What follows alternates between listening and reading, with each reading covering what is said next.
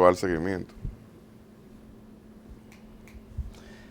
Gracias, muchísimas gracias por seguir sintonizando a Uno más Uno y bienvenidas y bienvenidos a los que se integran ahora.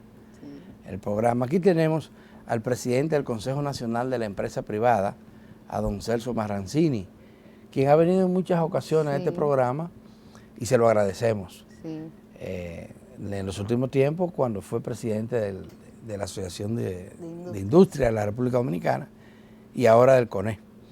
Qué bueno que esté aquí, don Celso. Bienvenido. Viene un momento en que la economía dominicana está un poco estancada o su ritmo de crecimiento se ha reducido significativamente. ¿Cómo impacta esto al empresariado y al país? Buenos días y gracias por invitarme. Siempre es un placer estar aquí y buenos días a todos los televidentes y seguidores. Bueno, la economía, realmente nuestra economía ha avanzado mucho, es una economía muy diversificada. Si lo vemos en 50 años, realmente es una de las más destacadas de América Latina y del mundo. Sin embargo, las situaciones y las adversidades que se viven, que se han vivido en los últimos 3 años y que se viven actualmente, que generan mucha incertidumbre a nivel global, pues evidentemente impactan también nuestra economía. Y por eso vemos que ha habido un ritmo de desaceleración, principalmente causado por el proceso de aumento de tasas de interés a nivel global de los bancos centrales, liderados sobre todo por la Reserva Federal de los Estados Unidos. Pues definitivamente eso ha reducido la demanda global. Eso ha hecho que también nuestro Banco Central haya tenido que adoptar la misma política para ir en consonancia con la política monetaria de las principales economías, y eso ha marcado una desaceleración en los sectores, sobre todo en la construcción y otros sectores clave que influyen en el crecimiento económico. Y por eso vemos una desaceleración. Eso no quiere decir que el nivel de confianza ha mermado. El nivel de confianza en la economía es alto porque eso influye en factores internos. Pero realmente ha habido un impacto por esas medidas y el panorama es que ya el año que viene debe haber un cambio en esa política y eso es lo que todo el mundo espera, que realmente se pueda seguir avanzando. De este último trimestre del año que estamos cursando, que es uno de los trimestres más activos y más dinámicos en términos económicos, ¿qué expectativa tienen ustedes como sector? Bueno, la expectativa es que haya una reactivación como la ha habido un poco mayor a los trimestres anteriores. La expectativa es que siga esa reactivación, sobre todo siguiendo la medida que ha tomado ya el Banco Central de disminuir la tasa de política monetaria, también de los programas de liquidez rápida. Eso definitivamente está surgiendo y debe surtir un efecto mayormente visible. Eso es lo que esperamos, porque definitivamente las tasas aún siguen altas y de nuevo marcado con el liderazgo de la Reserva Federal de los Estados Unidos, tenemos una limitación en ese sentido. En nuestro país hay estabilidad y los factores internos pues son positivos, pero definitivamente dependemos también de lo que está pasando en el mundo. Y lo que vemos es que ha habido una reducción importante de la inflación a nivel global, en las economías principales, sobre todo la de Estados Unidos y obviamente la nuestra. Entonces lo que se espera es que en lo adelante se siga flexibilizando la política monetaria para poder reactivar las economías. Hay factores como el conflicto dominico-haitiano, que entre otros elementos ha tenido el cierre de la frontera, el cierre del comercio, la línea fronteriza. ¿En qué medida estos factores, que son más internos, afectan también la economía? Bueno, es un factor interno impulsado por uno externo, que es la lamentable situación de ingobernabilidad que ocurre en Haití y la amenaza que supone y que realmente se ha evidenciado para nuestro país y para la región en términos de inestabilidad, en múltiples factores, y definitivamente la medida que se han tomado en torno al comercio y también la migración, más todas las acciones por la vía diplomática, pues si bien han sido necesarias para poder afrontar esa situación,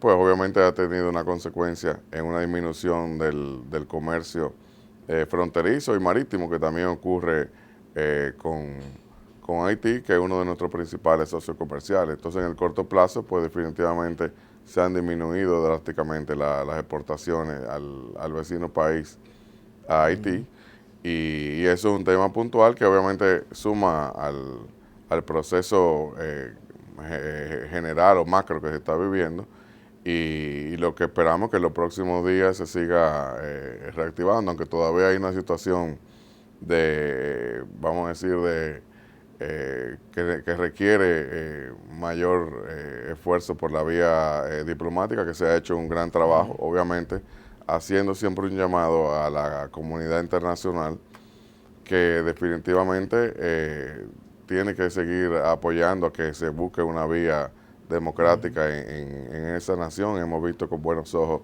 que se aprobara la pacificación de Haití, liderado por Kenia.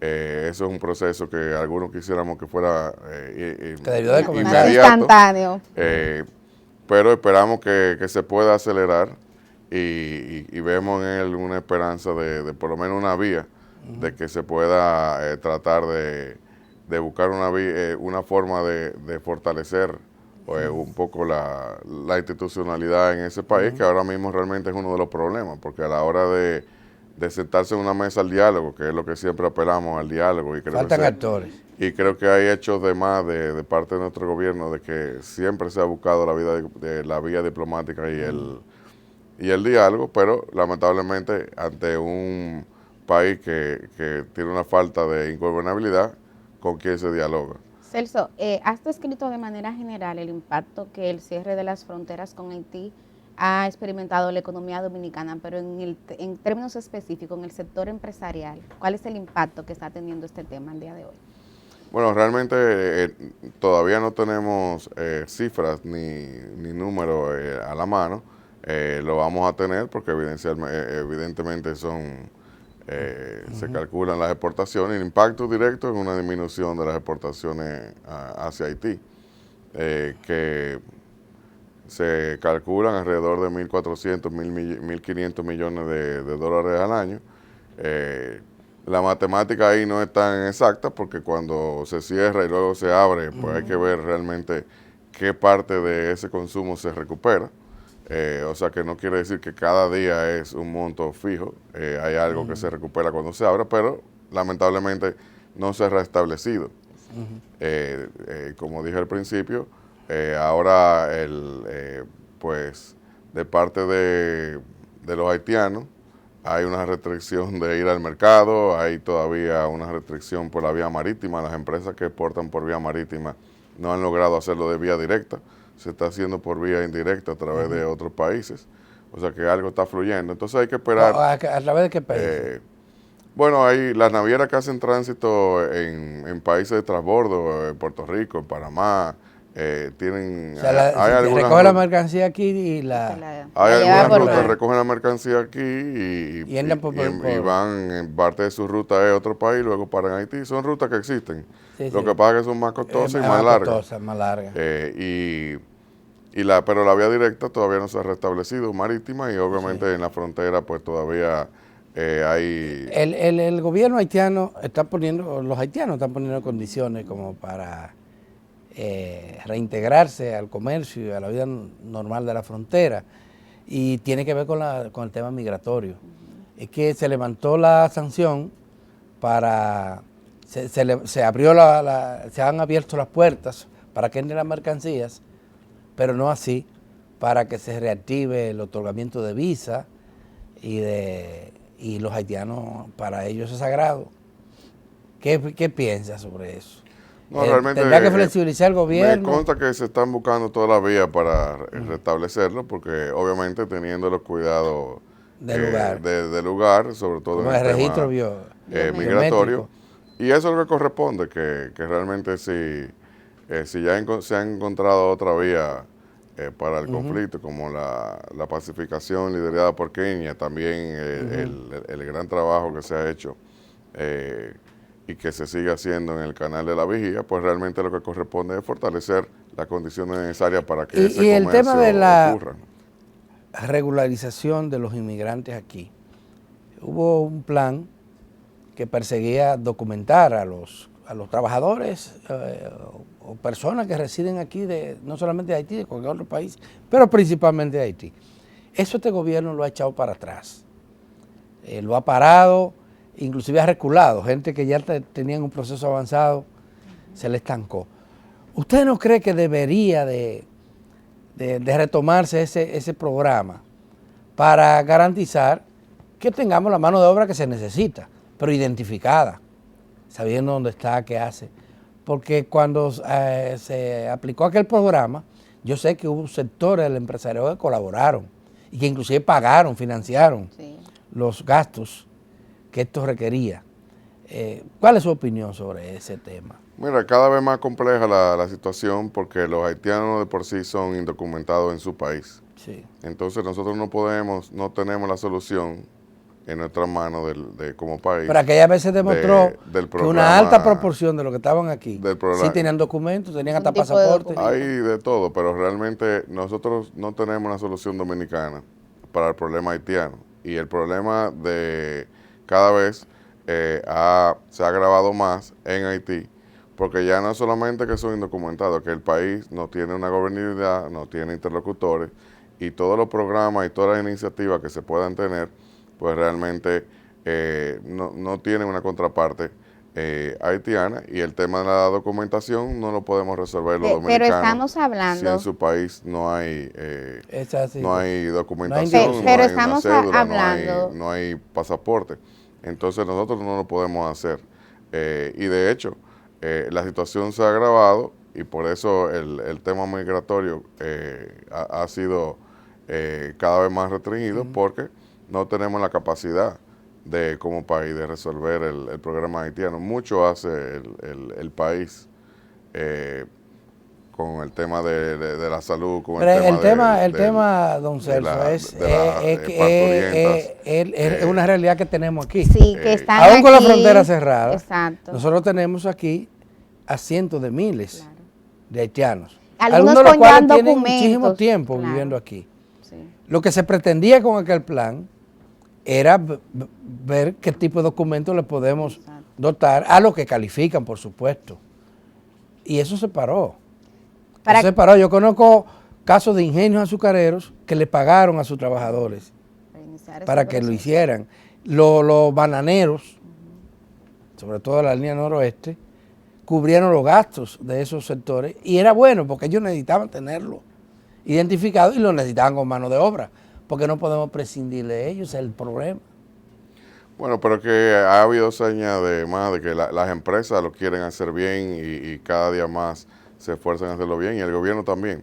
Pero de nuevo, si la contraparte de un país que no tiene interlocutores, que no tiene instituciones, pues yo creo que nosotros debemos enfocarnos en seguir haciendo ese trabajo, sobre todo en la vía diplomática, en que la comunidad internacional venga en auxilio y se busque una forma de fortalecer las instituciones y que se restaure la gobernabilidad en Haití, porque mientras eso siga sucediendo, todo es un derramamiento prácticamente que afecta principalmente a la República Dominicana, y la República Dominicana no tiene los medios de asumir ese problema, que es muy complejo, mucho más complejo de la identificación. Es un problema que afecta y amenaza la estabilidad de nuestro país, pero también de la región en múltiples aspectos. Entonces no es tan sencillo como un programa de identificación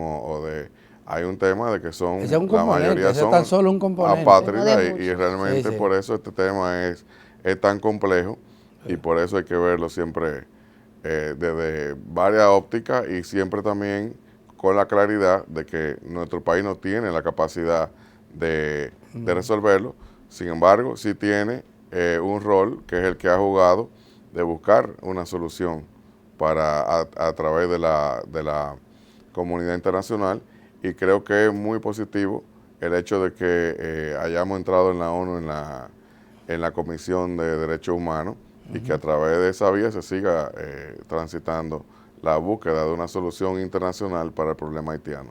Por otra parte, el país tiene pendiente una reforma fiscal, que también cuenta con, en sentido general todos estamos de acuerdo en que el Estado debería de mejorar sus ingresos para poder atender a los requerimientos de la sociedad. Pero esa reforma fiscal se ha postergado año tras año. ¿Usted cree que ya llegó el momento de que se realice? ¿Y Mira, cuál sería su contenido? El momento es muy oportuno analizar todo lo que hemos avanzado y sobre todo qué retos tenemos hacia adelante. Y precisamente el CONEP está trabajando activamente en la 10ª convención empresarial, que ocurre cada 4 años y siempre ocurre el año preelectoral.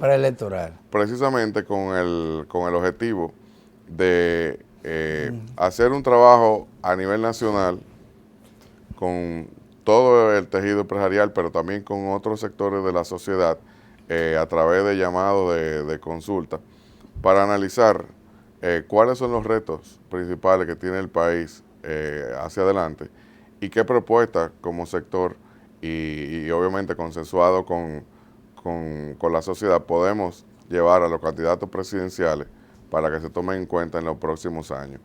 Y en ese proceso, que la verdad ha sido una consulta donde hemos ido a la región norte, donde hemos ido a la región sur, donde hemos ido a la región este, se ha trabajado con las empresas micro, pequeñas, medianas, grandes, con todos los sectores económicos.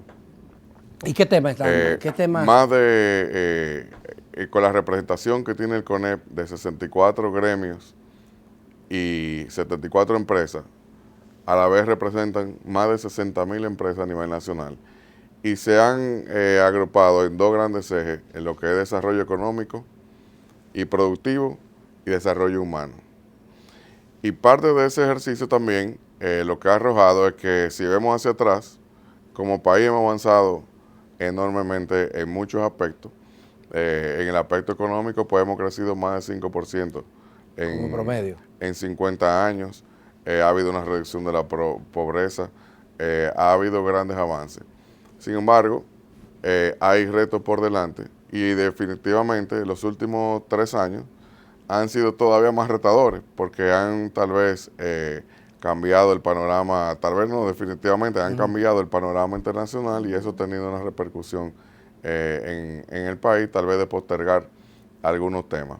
Pero el tema de la reforma fiscal forma parte de esta discusión que se está haciendo en esta 10ª convención empresarial. Como dije, hay 2 ejes, el económico, y lo que vemos que muchos temas son transversales. Por ejemplo, el tema fiscal tiene que ver, el tema eléctrico tiene un peso enorme en el tema fiscal, porque estamos hablando de un sector donde existe un déficit de aproximadamente, redondeándolo, casi 100.000 millones de dólares. Entonces, eso de por sí es una reforma fiscal muy grande. El déficit en el sector energético muy grande. Llega ya a esa cifra tan elevada. El déficit del sector eléctrico, si se calcula el déficit directo, más la parte de eso, el subsidio, más la parte de las inversiones, estamos hablando de alrededor de 2.000 millones de dólares. O sea que puede exceder los 100.000 millones de pesos, que de por sí nunca ha habido una reforma fiscal de ese tamaño en el país. O sea que solamente ahí hay una cantidad de recursos que se pueden obtener vía la eficientización de la distribución, porque el sector eléctrico no es que en su totalidad los generadores dicen que ahí no hay problema. Ese efecto, la parte de generación ha avanzado mucho. Pero ese es un tema que tenemos décadas hablando de la pérdida. Sí. Pero es un tema que ha ido cambiando de matriz. Sí. Y lo que vemos que ha habido avances en la generación, la matriz se ha diversificado, se han atraído inversiones, hay generación, hay proyectos nuevos, las energías renovables han avanzado. pero lamentablemente en la distribución hemos fallado. hay Y una ahí gran falló también, ineficiencia. ahí falló también el sector privado, porque llegamos a un momento en que las traspasamos a empresas privadas y se rindieron. Sí, el tema es Tuvo que darle para identificar atrás. cuáles son los retos y qué debemos afrontar. Y ese es un tema que está en el tope de la gente como país. Debemos trabajar como sociedad y también obviamente con el liderazgo político para que haya un compromiso de atacar ese tema que directamente la deficiencia está en la distribución. Sí, vamos Con a el la pausa, permiso. pero muy brevemente, porque no me quedó claro, Celso Juan, amén de que hay que revisar la calidad del gasto en sectores como el eléctrico, ¿el sector empresarial está de acuerdo con que hay que discutir una reforma fiscal? Bueno, por eso lo menciono, de que hay temas que son transversales y que deben verse de una forma integral. No podemos hablar solamente de una reforma fiscal cuando hay factores que inciden en el tema fiscal y que impactan en la capacidad de ingreso del gobierno o los gastos. Entonces, hay que verlo de forma integral y definitivamente hay que fortalecer los ingresos del gobierno. El nivel de deuda que realmente se ha tenido que recurrir para mantener el déficit muy controlado que tiene nuestra economía, que es admirada no solamente por otros países, sino también por los organismos internacionales. Realmente con la pandemia, más todo el gasto que se debió hacer para mitigar la inflación, pues ha llegado a unos niveles que el endeudamiento se está utilizando para gasto. Y realmente el endeudamiento es una regla fiscal que sabemos que el gobierno es el principal interesado en revertir esa situación y por eso las finanzas del gobierno, de los ingresos, deben fortalecerse y mejorar los gastos. Pero el tema eléctrico es probablemente, o sin duda equivocarme, lo que más impacto genera ahora mismo en esa situación y donde hay una mayor cantidad de recursos que pueden pasar de ser subsidios a ser ingresos para el Estado, para construir obras, para invertir en salud. Eso fue lo que se proclamó cuando claro. se inició aquel proceso no era privatización que se llamaba, sino de capitalización de las empresas públicas. Y los datos se dieron de todo lo que nos íbamos a economizar, pero eso fue en el primer gobierno de Leonel Fernández. Y fíjese todo lo que ha ocurrido desde entonces y seguimos con el problema más grave que como lo teníamos entonces. Damas y caballeros, vamos a pausar con el permiso suyo, don Celso. Y volvemos con nuestro entrevistado de hoy,